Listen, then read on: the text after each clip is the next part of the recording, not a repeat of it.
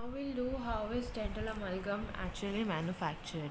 In the lathe cut alloys, what happens is an ingot of AgSn is placed in ingot or is placed in lathe. It is fed into a cutting tool which results in chip formation. These chips are needle like.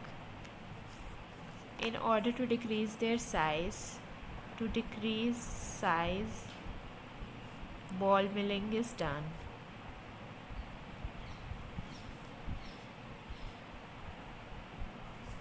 In case of spherical alloys, what is done is they are produced by atomization process.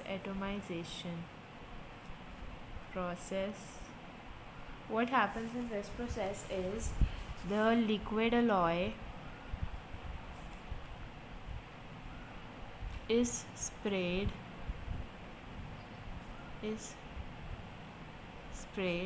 under a high pressure. An inert gas. Then fine cracks are formed under high pressure. Now, if the droplets solidify before hitting the surface, before hitting the crack, they will be formed in a spherical shape.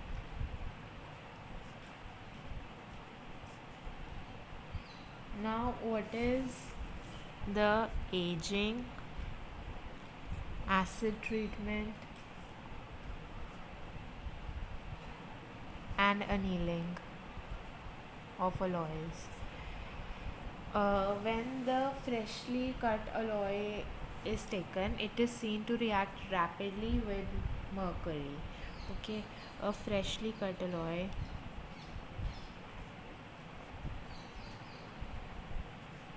rapidly reacts with mercury. But however, if it is stored over an year at a room temperature, if the alloy is stored at 37 degrees Celsius for several months, what we see is the reactivity decreases. So this is called as aging, and the alloy is called as aged alloy. The reactivity decreases, called as aging. Now, why do we do annealing?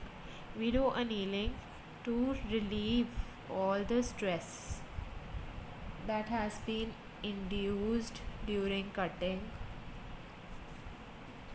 and grinding.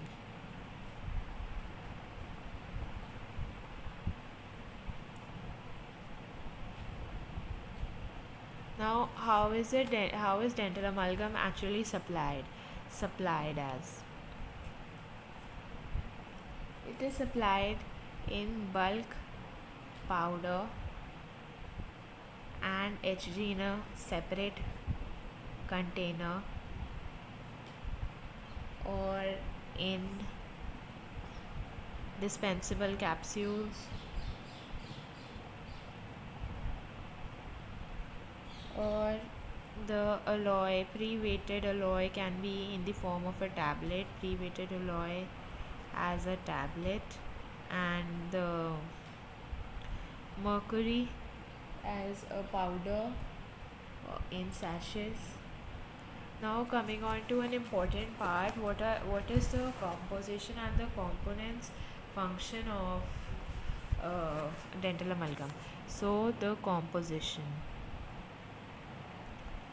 First we'll write AgSn, then we'll write Cu, then we'll write Zn. Here we have lathe cut and here we have high copper, lathe cut, low copper. So over here you have around 63 to 70%. Here you have 30 to 70%. Here this is around 26 to 30%. This is also 26 to 30%. This is 2 to 5%.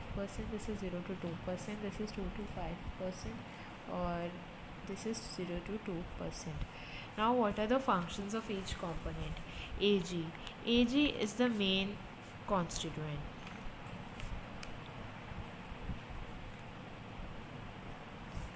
It whitens the alloy.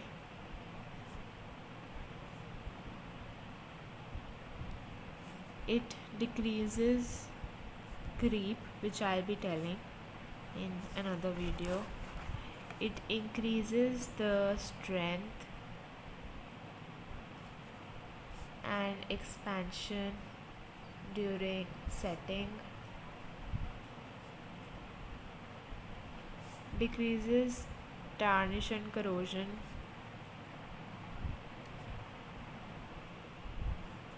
This is what silver does. Now coming on to tin. Tin also has an important role. It controls the rate of reaction.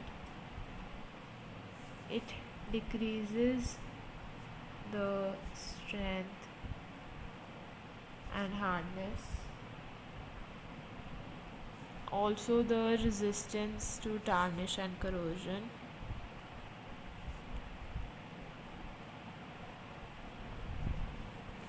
Then coming on to copper, it increases hardness and strength and setting expansion. Zn. Zn has basically no role during setting reaction, but it is used because it acts as a scavenger or deoxidizer during manufacture. Now what does it do?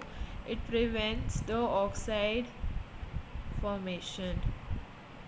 Prevents formation of oxides of Ag, Sn, Cu. It also has a property that it causes delayed expansion if the if the amalgam is contaminated with moisture. It decreases or it delays expansion if amalgam mix is contaminated.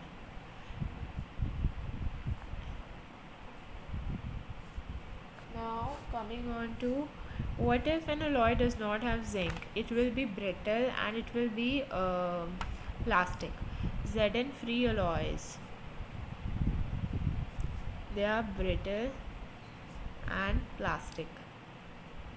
Now coming on to the another component, which is mercury. Mercury causes amalgamation of the components. So it is usually used in very small amount, and the pre-amalgamation rapidly brings about the reaction.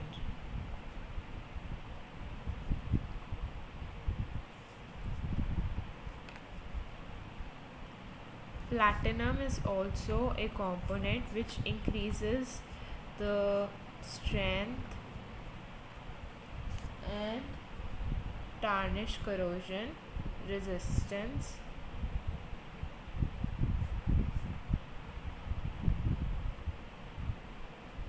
Palladium is also used, which hardens the alloy, and whitens the alloy. Then coming on to the indium component. Indium is a very important component as it decreases the mercury vapor that are responsible for mercury toxicity, mercury vapor, and it improves wetting. Important function of indium is it increases the initial